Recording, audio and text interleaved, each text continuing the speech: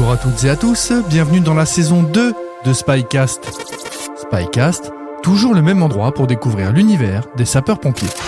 Un couple a échappé de peu à la mort dans la nuit de vendredi à samedi à Villiers-Saint-Frédéric dans les Yvelines. Le feu s'est déclaré dans le garage de leur pavillon, détruisant le système électrique qui permettait notamment d'ouvrir les volets. Heureusement, la maison était équipée de détecteurs de fumée qui ont réveillé les occupants. Ils ont ainsi pu prévenir les secours qui sont arrivés à temps. Dans ce nouvel épisode, je pars à la rencontre de Sébastien qui va nous parler des détecteurs avertisseurs autonomes de fumée. Sont-ils obligatoires ou faut-il les positionner dans une habitation ? Il nous explique tout dans cet épisode.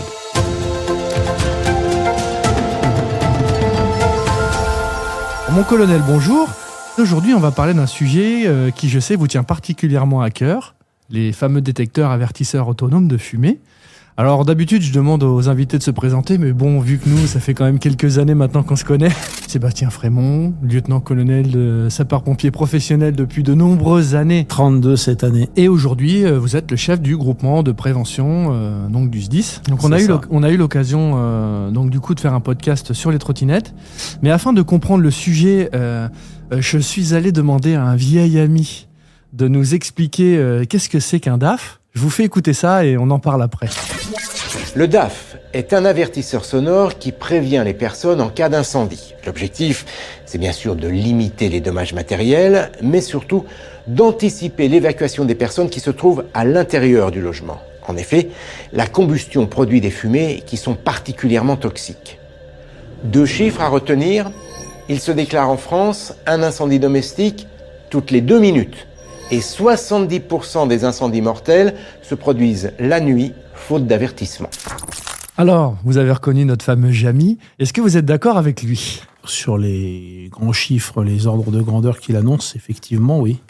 Il en oublie un qui est très très important. Oui. C'est que lorsque on a un taux d'équipement des logements dans un pays qui atteint, voire dépasse les 80% d'équipement, donc au moins un DAF dans 80% des logements du pays considéré, on divise par 2 le nombre de victimes, le nombre de décès par incendie. Oui, parce que c'est vrai que, comme il dit, c'est un incendie toutes les 2 minutes et 70% mortels se produisent la nuit, c'est quand même énorme. C'est ça, ce qui démontre en fait que lorsque les occupants des logements sont endormis, ils sont vulnérables. D'accord. Ils sont vulnérables puisque bien évidemment, ils ne sont pas en état de veille, ils ne sont pas disposés en cas de départ de feu, à le voir et ou à le sentir.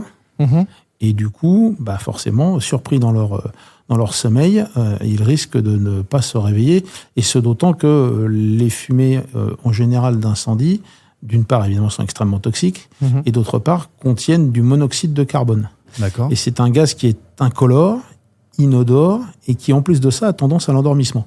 D'accord. Ça veut dire que en cas d'incendie qui va se déclarer dans un logement, par exemple, s'il se déclare la nuit et que vous dormez, il va même pas vous réveiller. N'imaginez pas un instant qu'il risque de vous réveiller. Au contraire, il a une tendance à vous endormir encore plus, puisque, comme je viens de le dire, le monoxyde de carbone qui rentre dans la composition des fumées, précisément, endort les personnes qui vont l'inhaler.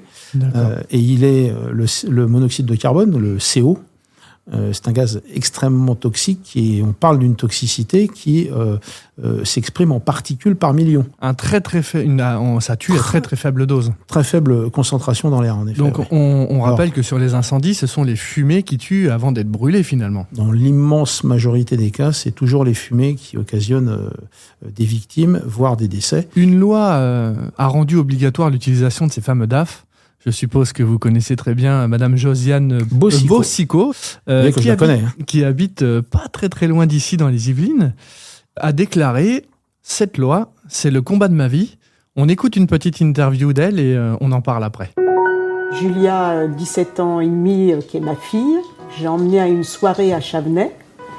Et de là, malheureusement, vers les 3-4 heures du matin, les jeunes avaient mis des petites bougies, style des petites bougies Ikea sur le sol. Bon, il y avait de l'alcool. Et de là, ma fille était à l'étage et malheureusement, le feu a pris tout le rez-de-chaussée. Et malheureusement, il y a À l'étage, il y avait un copain de Julia qui était dans une chambre. Julia était avec son petit ami. Et ce jeune homme, si vous préférez, a rampé vers la chambre où était Julia, a ouvert la porte et a fait un appel d'air. Et là, les deux garçons sont partis par le Velux et ma fille n'a pas pu accéder à ce Velux. Voilà.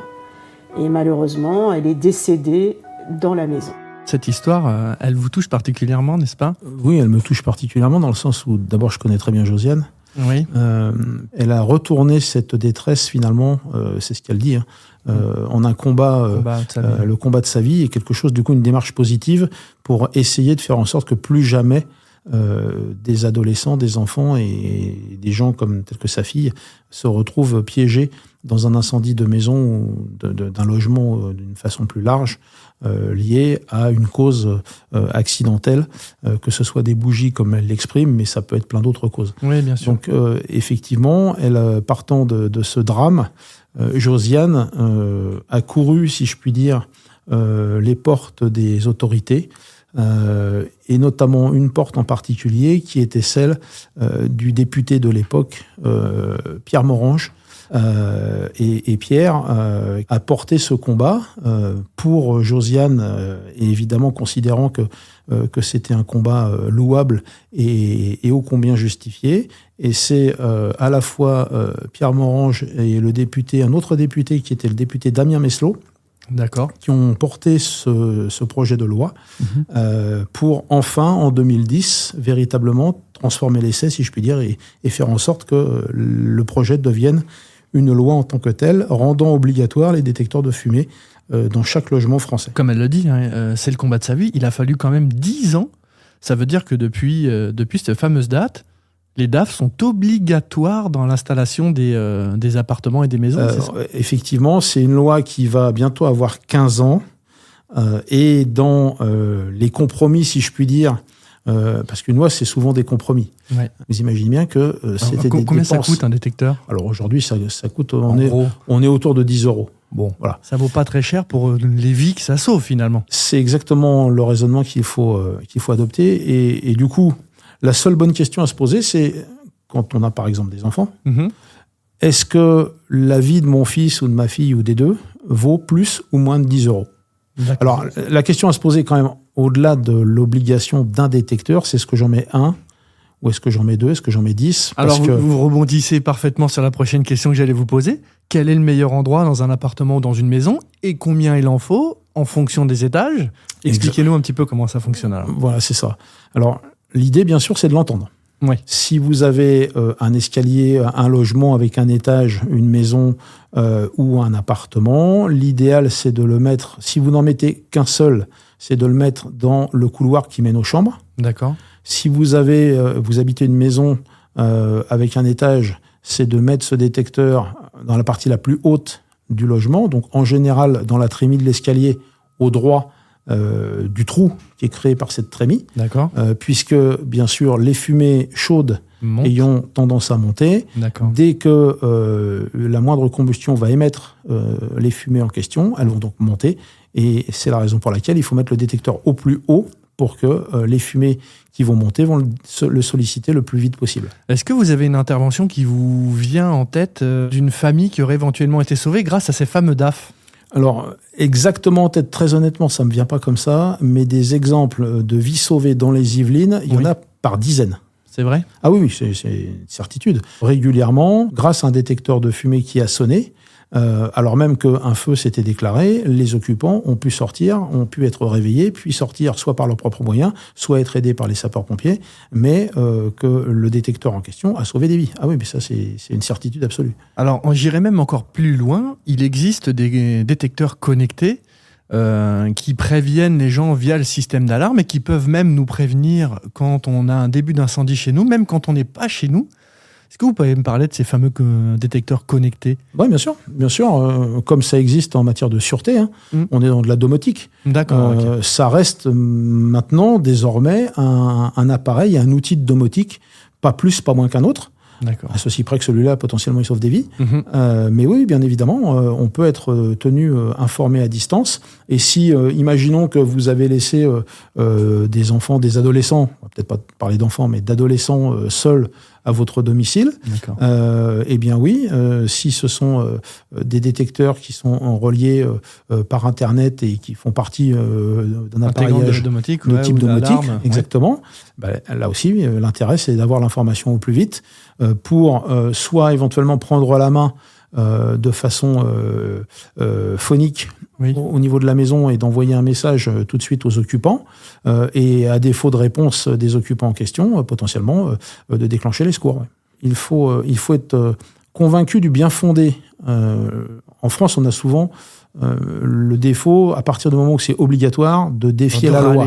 De râler d'abord, en effet, de râler, et puis de défier la loi, en disant puisqu'on m'oblige à faire ceci ou cela, Je le ferai pas. j'ai pas envie de le faire, je le ferai pas. D'accord.